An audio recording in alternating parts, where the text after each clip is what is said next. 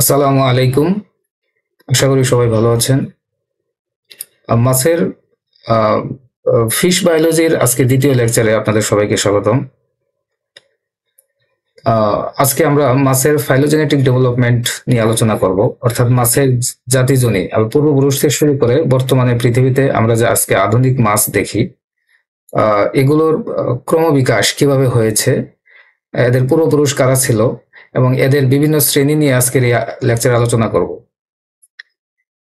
আজকে যদিও এই লেকচারটি আমার দ্বিতীয় লেকচার ফিশ বায়োলজির, তারপরও আশা করব যে যদিও প্রথমে এই বিষয়টি নিয়ে আলোচনা করা উচিত ছিল, যাই হোক আর কি, মাছের পূর্বপুরুষদের মানে প্রধান যে গোষ্ঠী সেটাকে বলা হতো অস্ট্রাকোডা বা এক্সটিংক্ট অ্যাগনাথা, মানে অ্যাগনাথার যে গোষ্ঠীটি আজ পৃথিবীতে আর টিকে নেই, এরাই হচ্ছে অস্ট্রাকোডা। অস্ট্রাকোডার্মের পূর্বপুরুষ কারা ছিল এটা নিয়ে যদিও বিজ্ঞানীদের মনে বিভিন্ন ধরনের সংশয় রয়েছে, কারণ অস্ট্রাকোডার্মের যারা পূর্বপুরুষ ছিল এদের এদের সম্পর্কে যদিও বিজ্ঞানীরা আজ পর্যন্ত তারা কোনো ধরনের তথ্য প্রমাণ তারা উপস্থাপন করতে পারেনি। তবে অস্ট্রাকোডার্ম পর্যন্ত, অর্থাৎ মাছের পূর্বপুরুষ যে অস্ট্রাকোডার্মরা ছিল এটা সম্পর্কে বিজ্ঞানীরা মোটামুটি নিশ্চিত হতে পেরেছে। যেমন এর মধ্যে একজন বিখ্যাত বিজ্ঞানী এন জে বেরিল, তিনি তার অরিজিন অফ ভার্টিব্রেট নামক গ্রন্থে তিনি উল্লেখ করেছেন যে কর্ডাটার ইউরোকর্ডাটার যে টেডপোল লার্ভা আছে, ইউরোকর্ডাটা টেডপোল লার্ভা থেকেই অস্ট্রাকোডার্মরা পৃথিবীতে এসেছিল, মানে এদের উদ্ভব হয়েছে। যদিও এটা সম্পর্কে পরবর্তীতে তিনি কোনো ব্যাখ্যা দাঁড় করাতে পারেননি।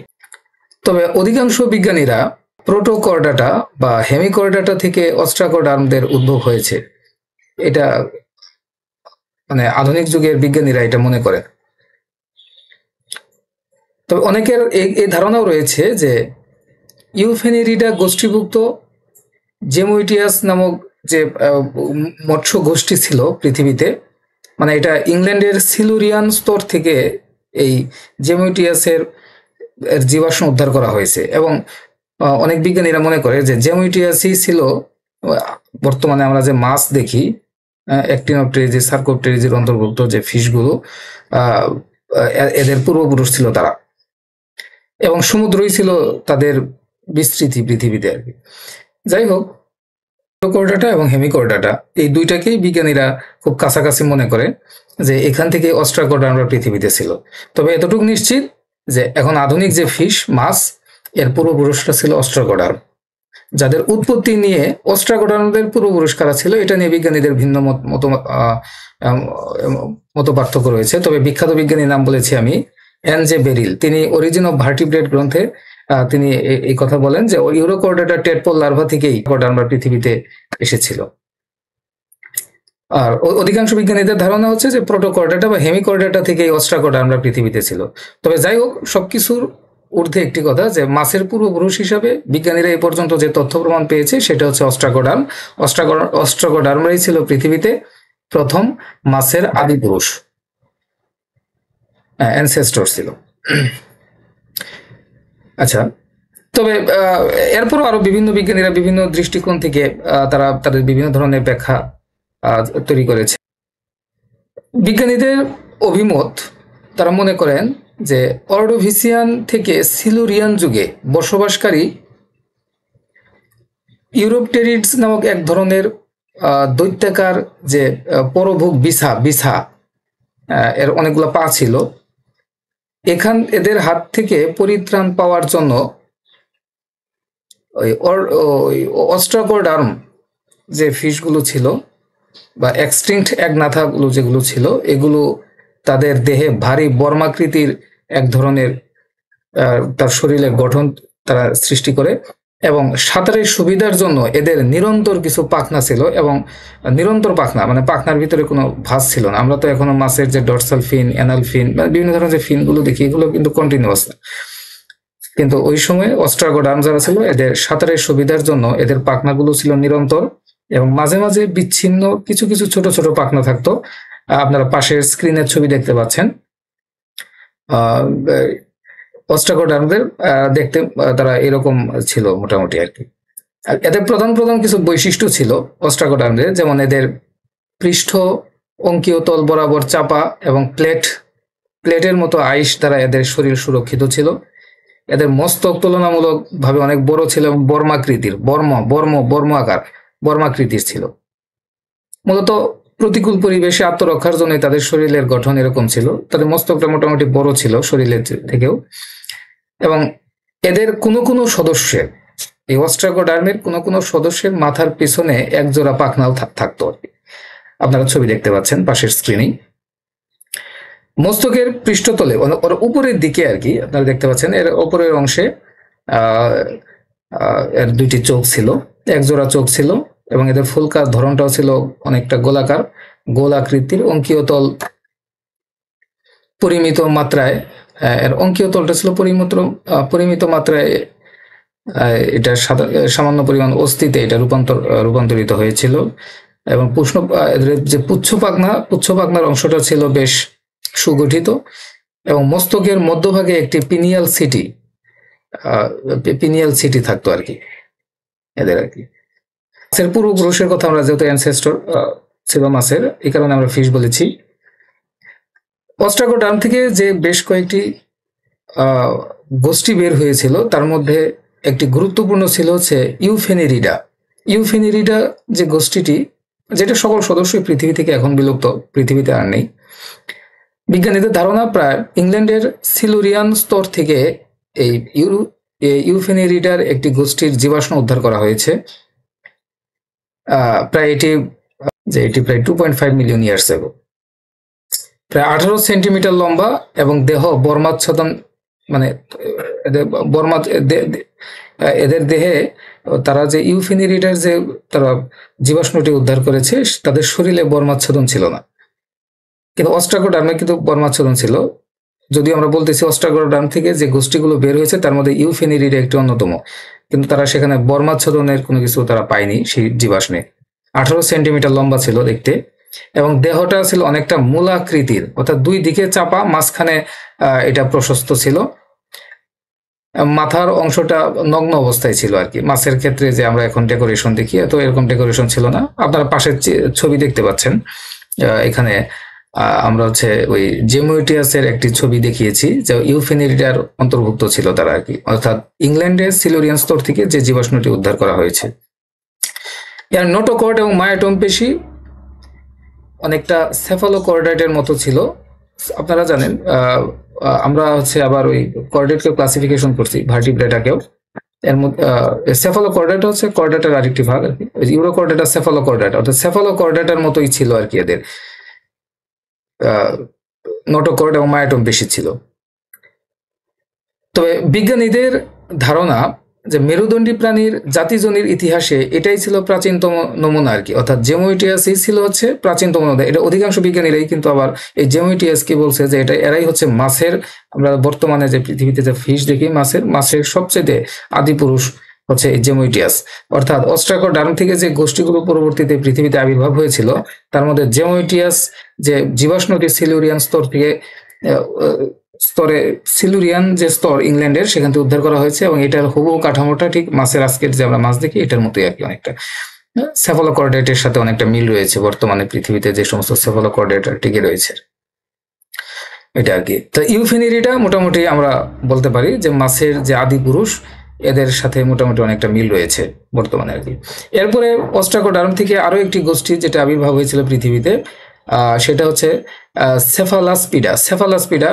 এটা বর্তমানে বিলুপ্ত। বিবর্তনিক ধারা অনুযায়ী আমরা আজকে যে ল্যাম্প্রে দেখি, পেট্রোমাইজন, ল্যাম্প্রের কিছু কিছু সদস্য এখনো ওই পৃথিবীতে টিকে আছে, মানে এদের মতে অনেকটা দেখতে আর কি সেফালাসপিডা।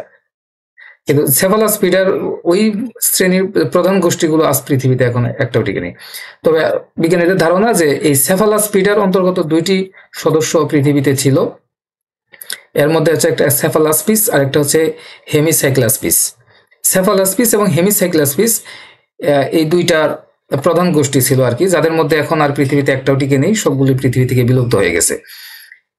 এগুলো দেখতে অনেকটা ছোট ছোট মাছের মতো ছিল এবং অগভীর জলাশয়ের তলদেশে এরা বসবাস করত। বিজ্ঞানীদের ধারণা যে এরা হচ্ছে সিলুরিয়ান পিরিয়ড থেকে ডেভোনিয়ান পিরিয়ড পর্যন্ত এরা পৃথিবীতে টিকে ছিল। এদের মুখে শক্ত ক্যারাপেস ছিল এবং পৃষ্ঠ পাখনা ছিল যথেষ্ট পরিমাণ লম্বা এবং এদের লেজ ছিল অনেকটা হেটেরোসার্কাল এবং এদের ক্ষুদ্র ক্ষুদ্র আইস ছিল, ছোট ছোট আইস ছিল এদের। এবং এদের এদের যে নাক ছিল, নাকের পশ্চাৎ ভাগে ছোট ছোট পিনিয়াল সিটি ছিল, যেটা আমরা এখন ওই পেট্রোমাইজনের শরীরে দেখতে পাই বর্তমানে পৃথিবীতে। এবং এদের প্রায় ফুলকার সংখ্যা ছিল 10 জোড়া। এরপর অস্ট্রাকোডার্ম থেকে আরো একটি গোষ্ঠীর পৃথিবীতে আবির্ভাব হয়েছিল, সেটি হচ্ছে টেরাস্পিডা, যেটা সকল সদস্য পৃথিবীতে বর্তমানে বিলুপ্ত। তো বিবর্তনিক ধারা অনুযায়ী আমরা বর্তমানে যে হ্যাগফিশ, মিক্সিনি দেখি, এবং এদের সাথে যথেষ্ট সাদৃশ্যপূর্ণ ছিল আর কি, হ্যাগফিশের সাথে। আমরা এই হ্যাগফিশ গুলো এখনো পৃথিবীতে টিকে আছে, তবে এরা ম্যাক্সিমাম হচ্ছে মেরিন, সামুদ্রিক। এদের সাথে অনেকটা মিল ছিল আর কি টেরাস্পিডা। তাহলে অস্ট্রাকোডার্ম থেকে যে টেরাস্পিডার পৃথিবীতে আবির্ভাব হয়েছিল, এরাও পৃথিবী থেকে প্রায় সকল সদস্যই বিলুপ্ত। এখন আর কোনো একটি সদস্য পৃথিবীতে এদের দেখা যায় না। বিজ্ঞানীদের ধারণা যে এরা অর্ডোভিসিয়ান থেকে ডেভোনিয়ান পিরিয়ড পর্যন্ত এরা পৃথিবীতে টিকে ছিল এবং পৃথিবীতে খুব ব্যাপকভাবে দাপটের সাথে তাড়াতাড়ি চলে আর কি। এদের লম্বায় প্রায় এরা 1 ফুট পর্যন্ত লম্বা ছিল, মাথা অনেকটা চ্যাপ্টা, ক্যারাপেস দিয়ে এদের মাথা সুরক্ষিত ছিল এবং এদের সম্মুখে বর্ধিত রোস্ট্রাম ছিল, ওই আর্থ্রোপোডা প্রাণীদের মতো আর কি। লেজে পার্শ্বীয়ভাবে চাপা ছিল এবং পুচ্ছ পাখনা ছিল হাইপোসার্কাল। এখন মাছের বিভিন্ন ধরনের পাখনা রয়েছে, আমরা এগুলা ক্যাটাগরি করব। পুচ্ছ পাখনা বিভিন্ন ধরনের হয়। মাছের ট্যাক্সোনমির ক্ষেত্রে আমরা এগুলো ব্যবহার করি। মাস্টার্সে যারা পড়ে তাদের কিন্তু মাস্টার্সে ট্যাক্সোনমির উপরে স্টাডি করতে হয় আর কি, ফিশারিজে যারা পড়ে। এদের সকল সদস্য পৃথিবী থেকে বিলুপ্ত। আপনারা স্ক্রিনের ছবি দেখতে পাচ্ছেন, এর একটি জীবাশ্মের ছবি। এটা ইংল্যান্ডের একটি সিলুরিয়ান স্তর থেকে টেরাস্পিডার ছবি সংরক্ষণ করা হয়, এর ফসিল পাওয়া যায় আর কি সেখানে, বিজ্ঞানীরা সেটা সংরক্ষণ করে রাখে। আচ্ছা, অস্ট্রাকোডার্ম থেকে আরো একটি সদস্যের আবির্ভাব হয়েছিল, আরেকটা অ্যানাস্পিডা। এদের সকল সদস্যই পৃথিবী থেকে আজ বিলুপ্ত।